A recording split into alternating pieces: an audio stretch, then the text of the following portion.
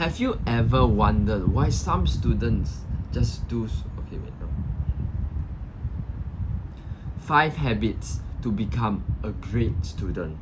Have you ever wondered why you just know some students who they just do so much better in studies? They just get all their desired grades while also having time to enjoy, to spend time with their loved ones and do the things they love. These people understand something. They have something that you don't, but being with them, studying with them, realizing their habits. They have 5 habits that they commonly share throughout, all 5 of them. 5 habits. You need to understand that if you change your habits, you change your life. These 5 habits are the cornerstone for all these great students. And not just students, but workers too. Anyone who just want to achieve their goals. These 5 habits are crucial in your development. After implementing the 5 habits that they have been using, I found myself being able to achieve good grades and to live a life doing the things I love.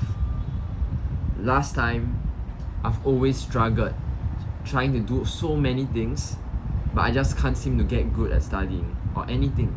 I really put in effort, but it just wasn't there because my habits weren't right. I had to change. And the moment I changed the habits, I scored well in school and also having time to do what I love. Implement these 5 habits and you too can achieve your desired grades. Number 1, consistency. Yes, I've known that you have heard of this word consistency so many times, but how do you define consistency? Consistency is just doing the same thing over and over again for a long extended period of time. What makes you extraordinary isn't what you do. It's actually what you do. It's about how long you're willing to do it for. I've noticed in them that they just keep doing that one thing over and over and over again. You need to be consistent with your work. So that, first of all, you need to understand that learning or any progress, it always occurs over time. It's not a one-time thing. You learn this for just one day, you will learn it completely. No, it's something that is a lifelong thing. You learn through time. And the more reps you put in, the more connection your brain forms. And that's why you understand it better with repetition. Also, it makes you build a habit. Because when you're consistent, right, it becomes a habit. And when it becomes a habit for you to study, you will study. It's so much easier to do something that's a habit. How many of you have habits that is, when you wake up, you use your phone? Is it hard for you to do that? Probably not, because it's a habit. When you make studying a habit, it will become easier to study, and that's a trick. Make it a habit. Do it consistently over time. And also, it prevents you from being very stressed out, because you don't have to cram every single thing in just that one session. Every day, just spend 2-3 hours a day at your own pace. Over time, you'll feel that you are not being overwhelmed because you're taking everything. You already did all the preparation leading up to it, and you have no fear. So this is my action plan for the first habit. Create a consistent study schedule. For me, I have a roughly consistent, flexible schedule which runs from morning till night for every week of my day. Yes, there is days where it's different, but most of the time it's the same. And I've built that habit of studying at a certain time with a certain someone or anything. Make it consistent and you'll feel less overwhelmed with your work. Okay, let's move on to number 2. Number 2, accountability. Accountability is holding yourself responsible to do what you said you were going to do. If you said that you were going to exercise, but you didn't do so, then you're not accountable for. Accountability is one of the most powerful ways to get yourself in check. Write down your goals. Hold yourself accountable to them. Make sure you see your goals every single day. Remind yourself of the goals, the desired grades you want to get. After that, you just do it every single day without fail because you're accountable to them. Another level is you would ask someone to be responsible, to hold accountable for you. You tell someone what you're going to do, and they will ask you at the end of the day.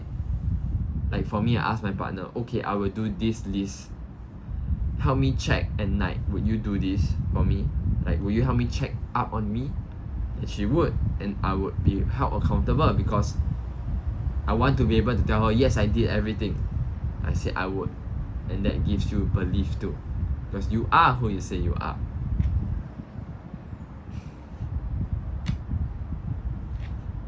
Action plan for this step is to have a habit tracker. For me, I have a habit tracker right at my door so that every day I know what I need to do and to hold myself accountable. Number 3, focus. Focus is the superpower of today's century. People have been so distracted with the creation of short form content, distractions, pinging messages. Their ability to focus has been an all-time low with attention span. So it's now your chance to take advantage of this. If you have the ability to focus, to sit down and just lock in on one task for 2 hours, you have beat 80% of students out there. Focus is just the absence of distractions. In order to be focused, you just have to clear all distractions in your life. I want you to imagine your beam of focus as a light, a source of light, a torchlight. Where you choose to shine it is your decision. If you are doing work, if you're focused, you shine your light on the work. If let's say there's a notification that pops up, your torchlight will immediately go to your phone, and that's not being focused because you are shifting away your focus to something else that is not what you want to do.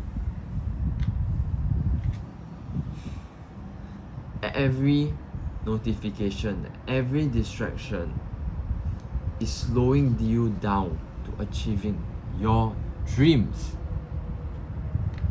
Respect your own time and please don't be distracted by pointless stuff.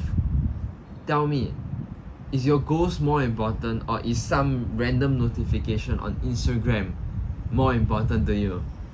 Really respect your time.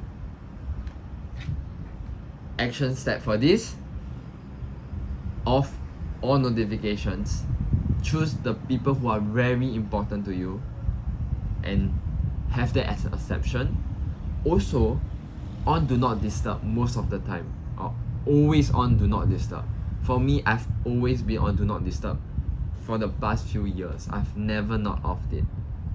And just tell people that you're going to be focused. You say in a nice way, like, I want to focus, I want to do work. It'll be highly appreciative if you do not disturb me because I really want to do good work. Yes, it's just that simple. Focusing is a muscle. You need to train it. Most of us, or most of y'all, can't focus for 1 hour straight, like without anything. And that's okay. It's always a progressive thing. You progress to be able to focus for 2, 3 hours, 4 hours straight. And that is when you make the most progress, because you get so much done in that short amount of time. You have so much things, you have so much more time to do the things you love. Number 4, prioritizing. We have limited amount of time in our life. I'm sure you know that. You know there's deadlines coming in, then you also just want to do all of them, but you just know you can't do all of them. That's why you need to prioritize. There are things that are more important to do. You can't aim to do everything, but you can do some things good. Prioritize the task that is essential for your growth. You need to choose the activities, the actions that bring the most return on investment on your time. If let's say you are a student, you have 1 hour, you choose to study 1 hour, doing 1 hour on highlighting notes, compared to 1 hour on doing your homework, doing questions. Which one do you think will give you more investment in your learning? It is the practicing part, doing questions. A very good tip is the task with the most return on investment is the task that you're avoiding the most. It's the hardest task. It's between highlighting, making nice pretty notes, to doing your homework, doing that essay. The harder one is always the one that makes you grow the most. Also, when you're doing low level tasks, it's just procrastination. You're trying to procrastinate yourself from doing that big giant monster, the hard task. I want you to figure out right now, what is your priority? What is your priority task? And let me ask you this question that will help you a lot. If you could only work for 4 hours in a week, what would you spend that 4 hours on? You have only 4 hours. As a student, I would not spend that 4 hours rereading my textbook. I'll spend that 4 hours doing questions, doing homework, reviewing corrections. So figure out what is your priority task. We have came to the last one, which is the 5th idea. It's about courage. The courage to be wrong and to fail. Most people out there have never even experienced failure. Why? Because they don't try. They just say, oh, I didn't try, so not my fault. You need to lean beyond your age, because that's only how you actually grow and achieve real growth. Is when you try your hardest and you fail. You lean outside that comfort zone. That is where you grow as a person and you learn most. Because you need to understand that failure is just the journey. It's part of the journey to the top. You have to go through it. So be willing to put yourself out there, to try to fail and to improve. If you always win, and you don't try because you always reach your low goals, then what can you learn from the experience? Not much. So okay, let me define courage. Courage is just doing the task that even when you feel the fear.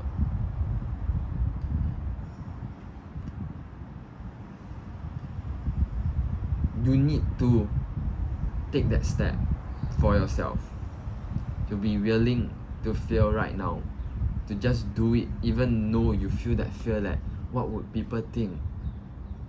You need to still do it. most importantly, it's better to fail now than to fail at the big moment.